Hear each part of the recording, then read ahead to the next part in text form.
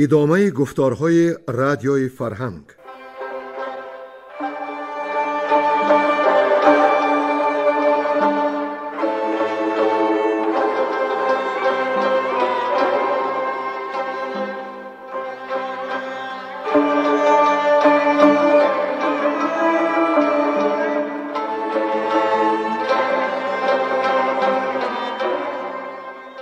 بسا رنج بردم در این سال سی، عجم زنده کردم بدین پارسی. بسا رنج بردم در این سال سی، عجم زنده کردم بدین پارسی.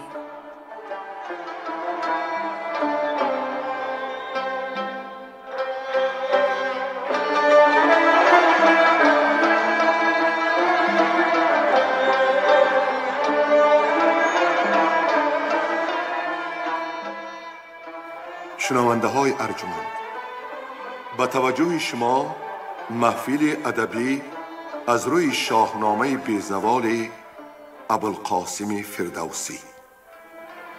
صدر محفل نظام قاسم.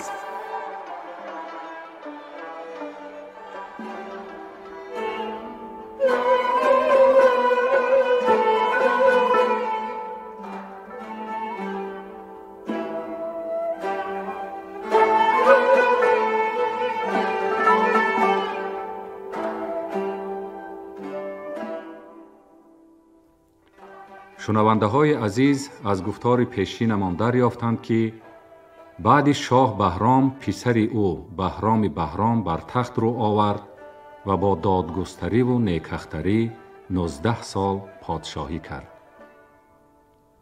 سپس فرزند بهرام بهرام بهرامیان شاه ایران شد، ولی عمرش راهی وفا ننوشت و بعد 4 ماه از جهان درگذشت. نیز یاد داریم که در آن مورد حکیم طوسی نکته مهمی را از زندگی خویش هم بازگو کرده بود، یعنی می لعل پیشار ای روز به، که شد سال گوینده بر 63.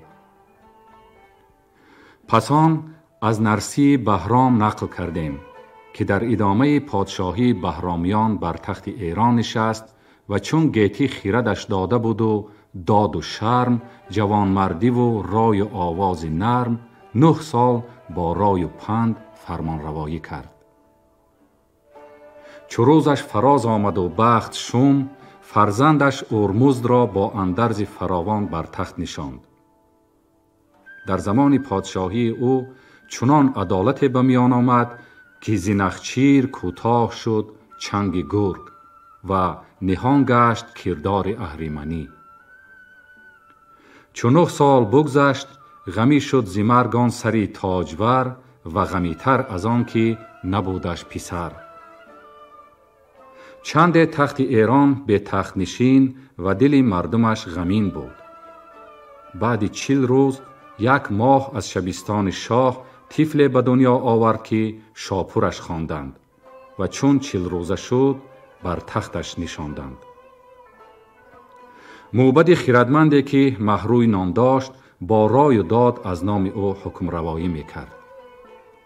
شاپور که بسا هوشمند و آگاه به کمال می رسید، در 5 سالگی از ساحل اروندرود خروش شنید و از مهروی سبب پرسید. موبد پاسخ داد که خورشید بنشست و مردی بازاری و چاره‌جوی هم از سوی خانه نهادند روی. از بس که پل رود دجله بسا تنگ است، بهر از آن گذشتن ازدحام را شتاب و جنگ است. شاه شاپور فرمود پل دیگر بسازند تا مردم آسوده و براحت از رود گذر بسازند.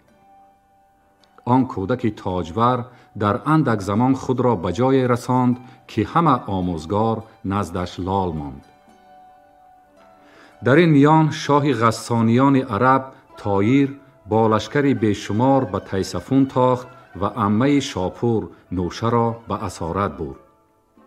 از آنها دختر زاده شد که به خراج مملکت می ارزید، از این رو مالکه نامش کردند. سالها گذشتند. شاپور بر کمال شد و با 12,000 سپاهی به ملک طایر هجوم آورد. مالکه از قصر او را دید و چون دل از عشقش تپید، دایه را نزدش فرستاد و وعده همدلی داد.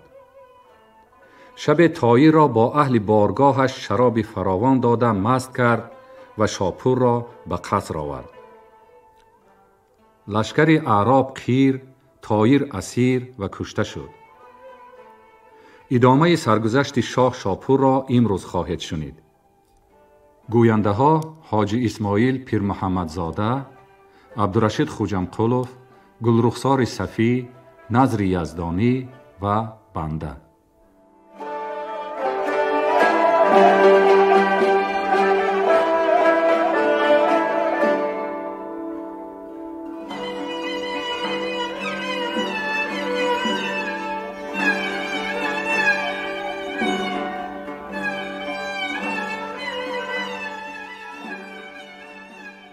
رفتن شاپور به روم و قیصر روم به پوست خر دوختن او را.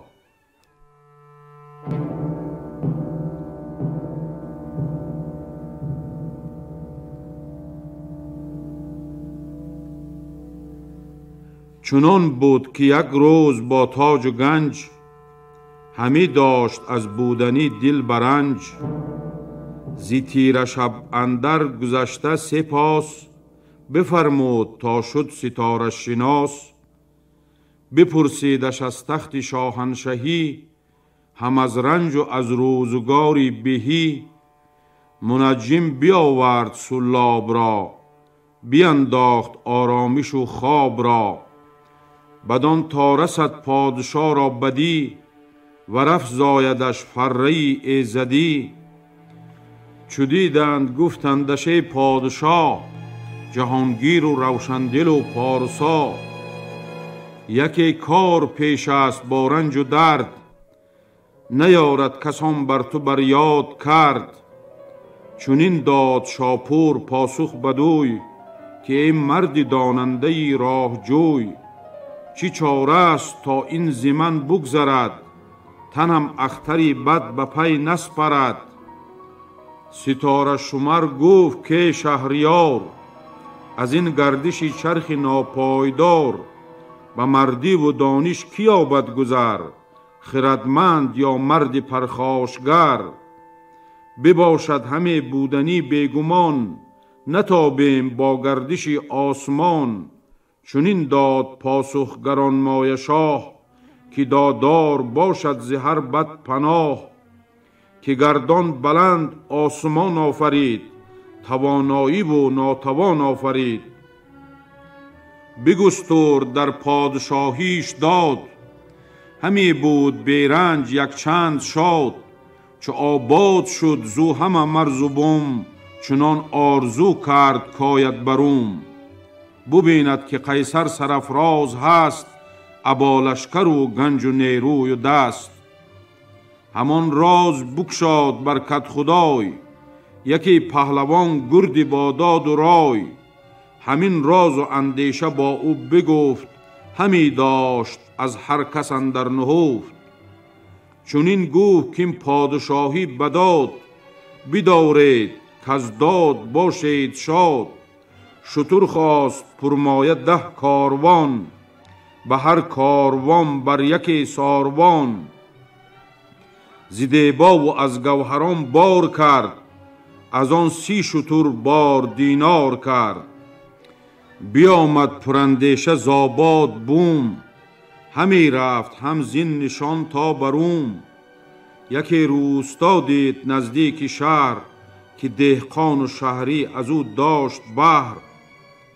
بیامد به خانه یکی کدخدای، بپرسید که در مرا هست جای. بر او آفرین کرد مهتر بسی، که چون تو نیابیم مهمان کسی. ببود آن شب و خورد و بخشید چیز، ز دهقان یکی آفرین یافت نیست. سپیده برآمد بنه برنهاد، سوی خانه قیصر آمد چو باد. بیامد به نزدیک سالار بار، بر او آفرین کرد و بردش نثار. بپرسید و گفتش چی مردی بگوی، که هم شاه شاخی و هم شاه روی. چونین داد پاسخ نیم پادشاه، یکی پارسی مردم و پارسا. به بازارگانی برفتم ز جز، یکی کاروان دارم از خز و بز. کنون آمدستم بدین بارگاه، مگر نزد قیصر کشایند راه. از این بار چیزی که اندر خور است، همه آلت و گوهری لشکر است. پذیرد ز چاکر سپارد به گنج، بدان شاد باشم ندارم برنج. دیگرها فروشم به زر و بسیم، به قیصر پناهم نپیچم ز بیم. بخرم هر آنچم بباید ز روم، برم سوی ایران به آباد بوم.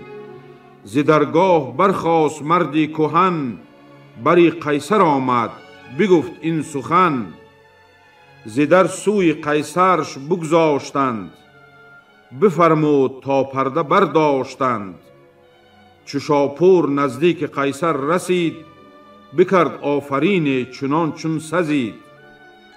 نگه کرد قیصر به شاپور گرد، ز خوبی دل و دیده او را سپرد. بفرمود تا خوان و می خواستند، همه کاخ و ایوان بیاراستند. جهان دیده ایرانی بود بروم، چنان چون بود مردی بیداد و شوم. به قیصر چنین گفت کی سرفراز، یکی نو سخن بشنو از من براز.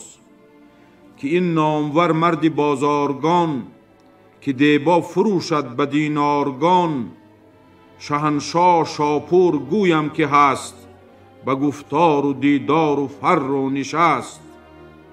چو بشنید قیصر سخن خیره شد، همی چشمش از روی او تیره شد. نگهبانش بر کرد و با کس نگفت، همی داشت آن راز او در نهفت. چو شد مست برخاست شاپور شاه، همی داشت قیصر مرو را نگاه. بیامد نگهبان او را گرفت، که شاپور نرسی توی ای شگفت. به خوان زنان برد و دستش ببست، به مردی ز دام بلا کس نرست. چو زین مایه دانش نآید به بر، چی باید شماری ستاره شمر. بری مست شمع همه سوختند، به زاریش در چرم خر دوختند. همی گفت هر کس که این شوربخت، همی چرم خر جست و بگذاشت تخت. یکی خانه بود تاریک و تنگ، ببردند بدبخت را بیدرنگ. بدان جای تنگ اندر انداختند، دری خانه را قفل برساختند. کلیدش به کدبانوی خانه داد، تنش را بدان چرم بیگانه داد. بزن گفت چندان دهش نان و آب، که جانش برفتن نگیرد شتاب. اگر زنده ماند به یک چند گاه، بداند مگر عرض تخت و کلاه. همان تخت قیصر نآید شاد، کسی را کجا نیست قیصر نژاد. زنی قیصر آن خانه را در ببست، به ایوان دیگر جای بودش نشست. یکی ماه رخ بود گنجور اوی، گزیده به هر کار دستور اوی. که از ایرانیان داشتی او نژاد، پدر بر پدر بر همه داشت یاد. کلیدی دری خانه او را سپرد، به چرم اندرون بسته شاپور گرد. همان روز از مرز لشکر براند، ورا بسته در پوست آنجا بماند. چو قیصر به نزدیک ایران رسید، سبوک یک به یک تیغ کین برکشید.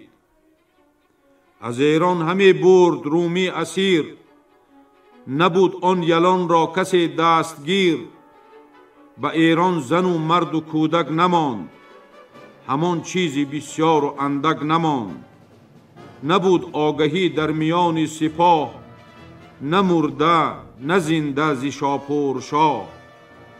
گریزان همه شهر ایران ز روم، ز مردم تهی شد همه مرز و بوم.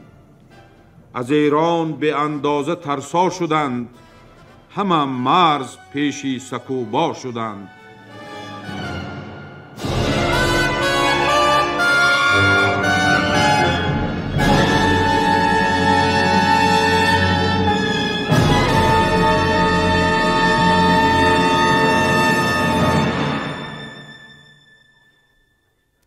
رهانیدن کنیزک شاپور را از چرم خر.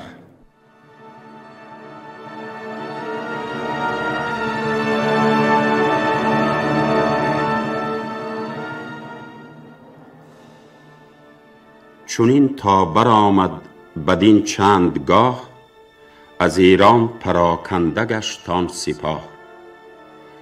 برو مان که شاپور را داشتی، شب و روز تنهاش نگذاشتی. کنیزک نبودی ز شاپور شاد، از آن کش ز ایرانیان بود نژاد. شب و روز از آن چرم گریان بودی، دلی او ز شاپور بریان بودی. بدو گفت روزی که ای خوب روی، چی مردی مترسی چو با من بگوی. که در چرم خر نازک اندام تو، همه بگسلد خواب و آرام تو. چو سروی بودی بر سرش گرد ماه، همان ماه در زیر مشکی سیاه. کنون چنبری گشت بالای سرو، تنی پیلوارت به کردار غرو. دلی من همه بر تو بریان شود، دو چشمم شب و روز گریان شود. بدین سختی اندر چی جویی همه، که رازی تو با من نگویی همه. بدو گفت شاپور که خوب چهر، گرت هیچ بر من بجنبید مهر. به سوگند پیمانت خواهم یکی، کزان نگذری جاودان اندکی. نگویی به بدخواه رازی مرا، کنی یاد درد و گدازی مرا. بگویم تو را آنچی درخواستی، به گفتار پیدا کنم راستی. کنیزک به دادار سوگند خورد، به زناری شماسی 70 گرد. به جانی مسیحا و سوگی صلیب، به دارای ایران و مهر و نهیب. که رازی تو با کس نگویم زبون، نجویم همه برتری زین سخن. همه راز شاپور با او بگفت، نماند این سخن نیک و بد در نهفت. بدو گفت اکنون چی فرمان کنی، بدین رازی من دل گروگان کنی. سر از بانوان برتر آید تو را، جهان زیر پای اندر آید تو را. به هنگام نان شیری گرم آوری، بپوشی سخن نرم نرم آوری. به شیر اندر آغاری این چرم خر، که این چرم گردد به گیتی ثمر. پس از من بسی سالیان بگذرد، بگوید همین هر کی دارد خرد.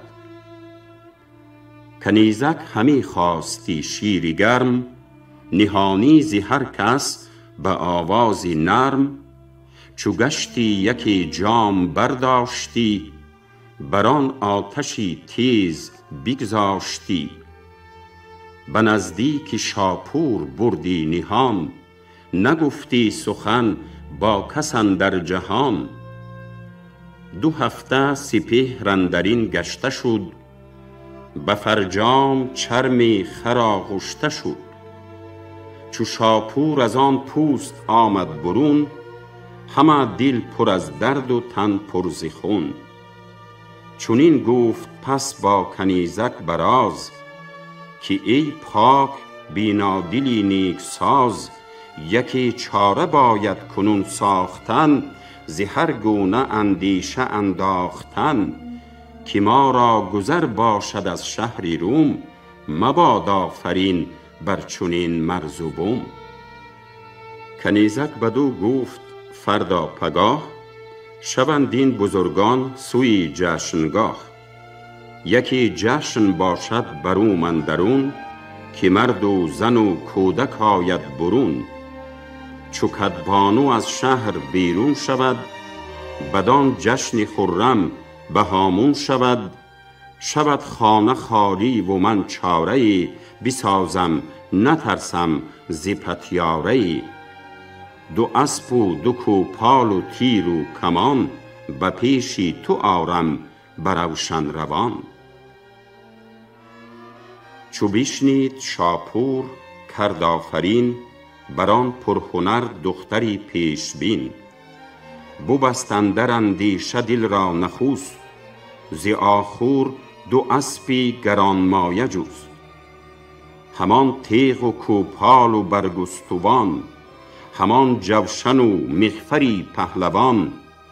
به اندیشه دل را به جای آورید، خرد را برین رهنمای آورید. چو از باختر چشمه اندر کشید، شبان چادری خار بر سر کشید.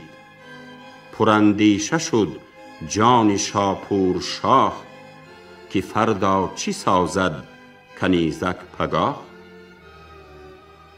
چو برزد سر از برج شیر آفتاب، ببارید روز و بپالود خواب.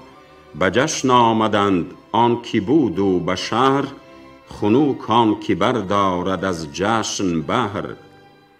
کنیزک سوی خانه بنهاد روی، چنان چون بود مردمی چاره جوی. چو ایوانی خالی به چنگ آمدش، دلی شیر و چنگی پلنگ آمدش. دو اسپی گرانمایه زاخور ببرد، گزیده سلاحی سوارانی گرد.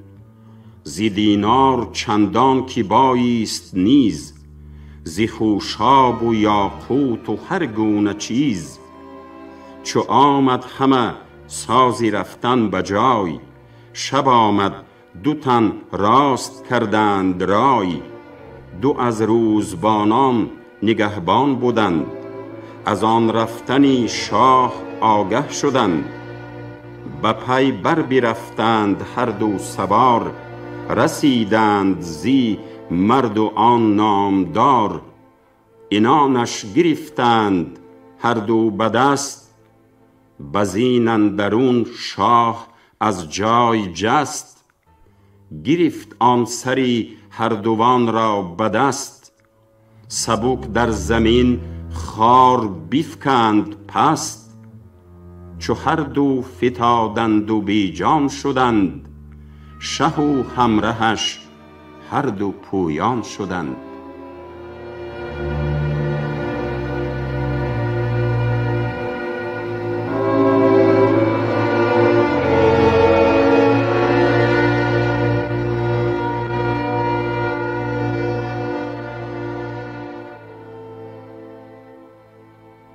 گریختن شاپور ز روم و رسیدن به شهر ایران.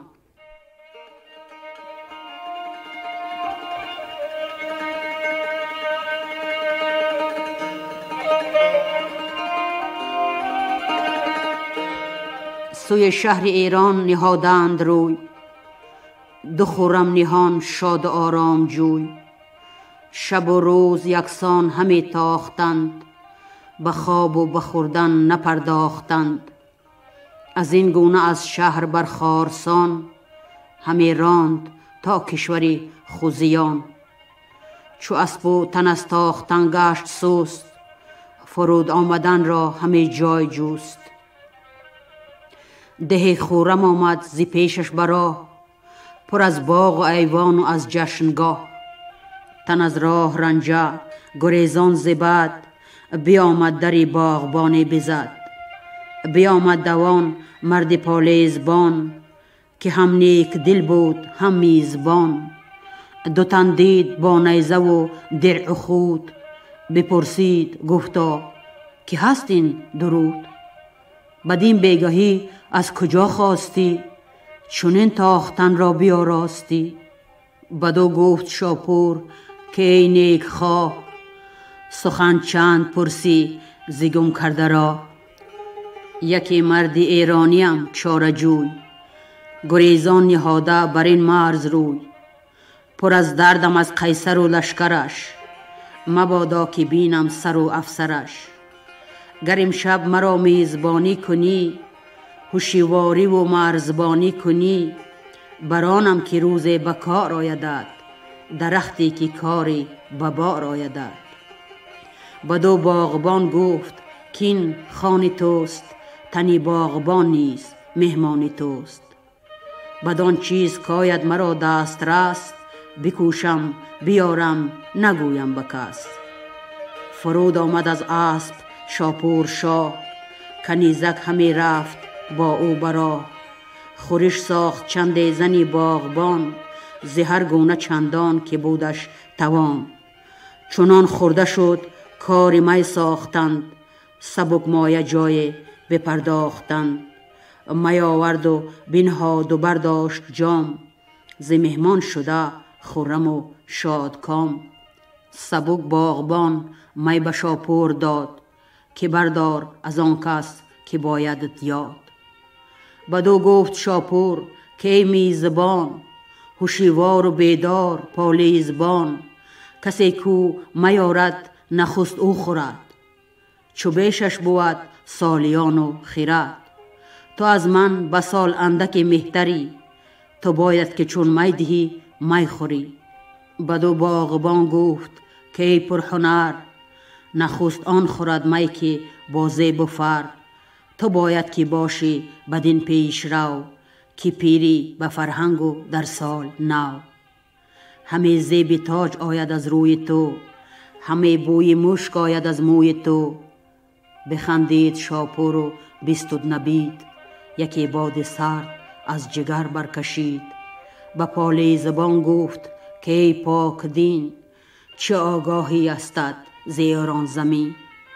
چنین داد پاسخ که ای کیمنیش، ز تو دور بادا بدی بد کنیش. به بدخواهی تو باد چندان زیان، که از قیصر آمد به ایرانیان. از ایران پراکنده شد هر کی بود، نماند اندر آن بوم کشت و درود. ز بس غارت و کشتنی مرد و زن، پراکنده گشت آن بزرگ انجمن. و از ایشان بسی نیز ترسا شدند، بزونار پیشی سکوبا شدند. بسا جا سلیق بسر بر کلاه، برون از برو بوم و آرامگاه. بدو گفت شاپور شاه اورموز، که رخشان بودی او چو ماه اورموز. کجا شد که قیصر چنین خیره شد، ز بخت آب ایرانیان تیره شد. بدو باغبان گفت که ای سرفراز، تو را جاودان مهتری باد و ناز. از او مرده و زنده جای نشان، نیامد به ایران بدین سرکشان. هر آن کس که بود اندر آباد بوم، اسیرند سراسر اکنون بروم. بدین زار بگریست پالیزبان، که بود آن زمان شاه را میزبان. بدو میزبان گفت که در 3 روز، بباشی شود خانه گیتی فروز. که دانا زدین داستان از نخست، که هر کس که آزرم مهمان نجست. نباشد خیرد هیچ نزدیکی اوی، نیاز آورد بخت تاریکی اوی. بباشو بیاسا و می خور به جام، چو گردد دلت رام برگوی نام. بدو گفت شاپور کار رواست، به ما برکنون میزبان پادشاست.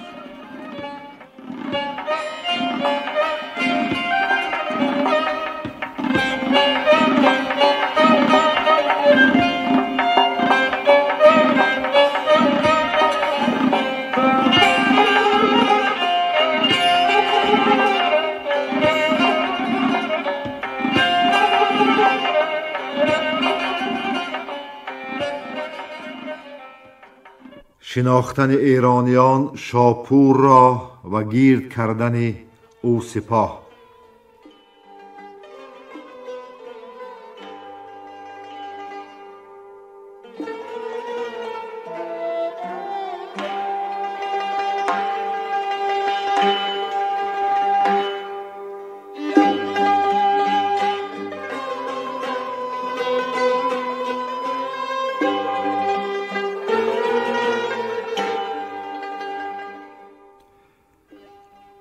ببود آن شب و خورد و گفت و شنید، سپیده چو از کوه سر بردمید.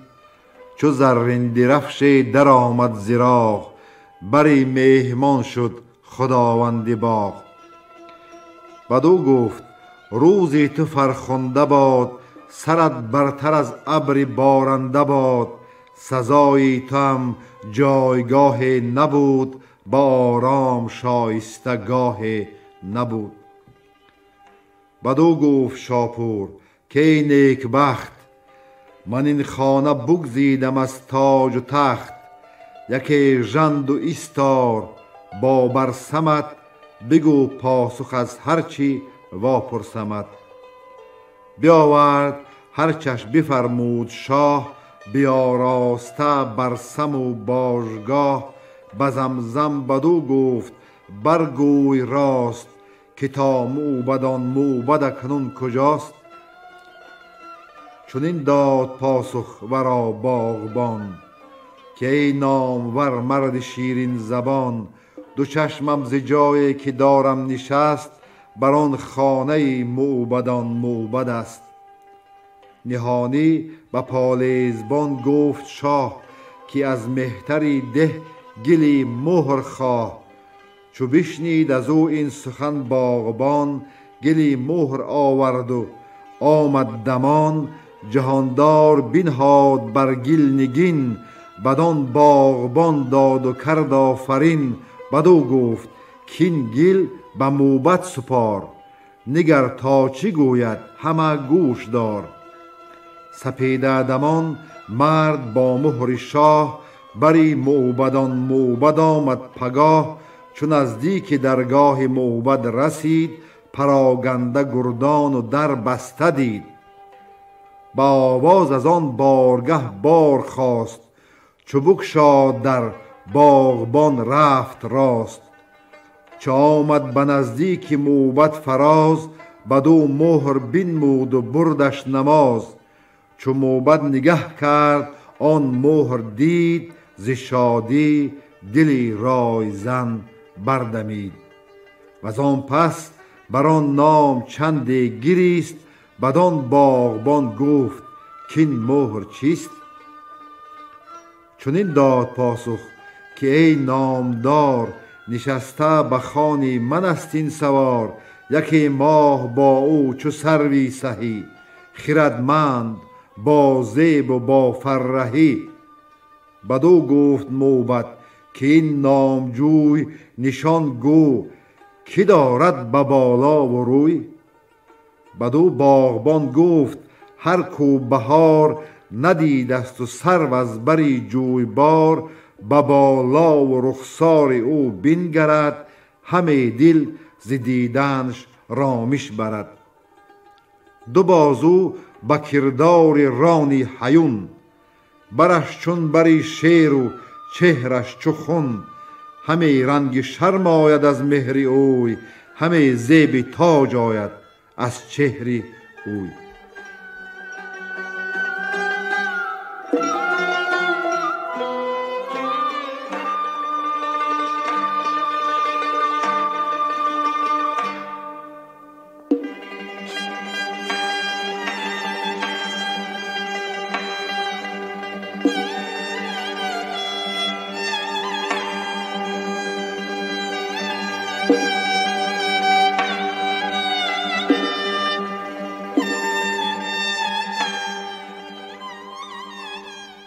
آگاهی یافتن موبد و پهلوان از آمدن شاپور و رفتن ایشان با سپاه نزد او.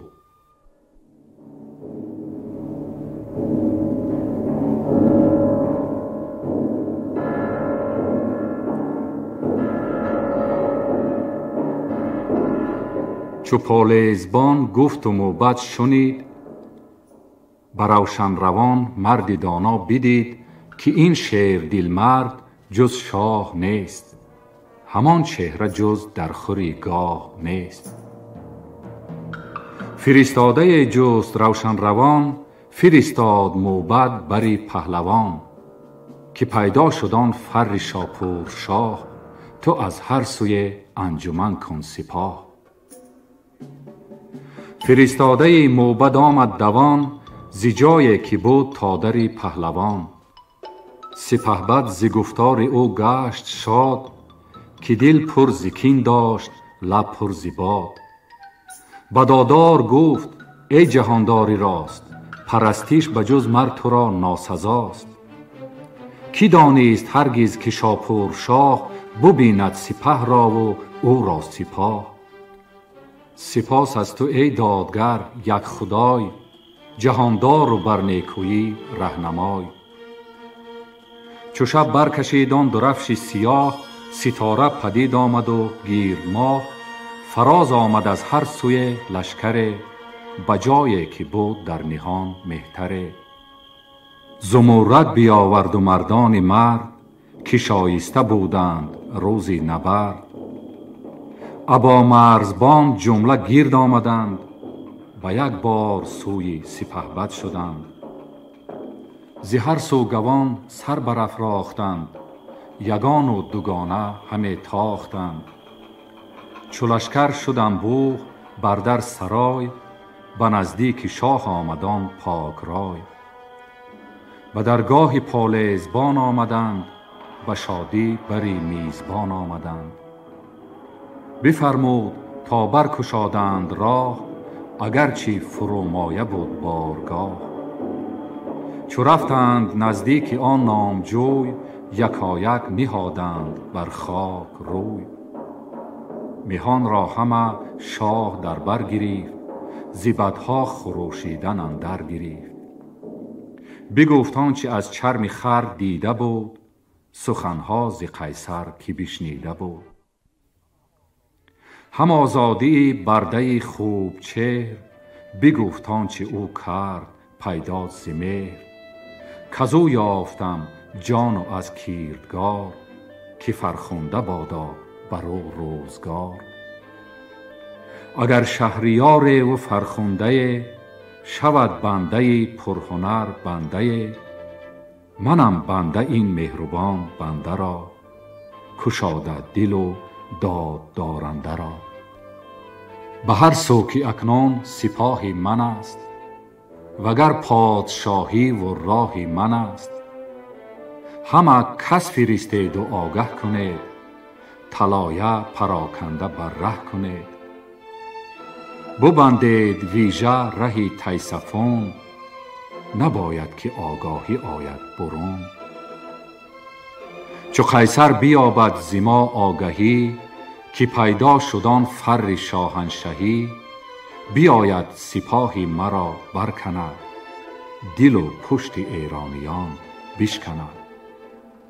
کنون ما نداریم پایاب او، بپیچیم با بخت شاداب او. چو موبد بیاید بیارد سپاه، ز لشکر ببندیم بر پشه راه. بسازیم و آرایشی نو کنیم، نهانی مگر باغ بیخو کنیم. بیاید به هر گوشه دیدبان، طلایه به روز و به شب پاسبان. از این پس نباید که از رومیان، کسی خسب دیمین کشادن میان.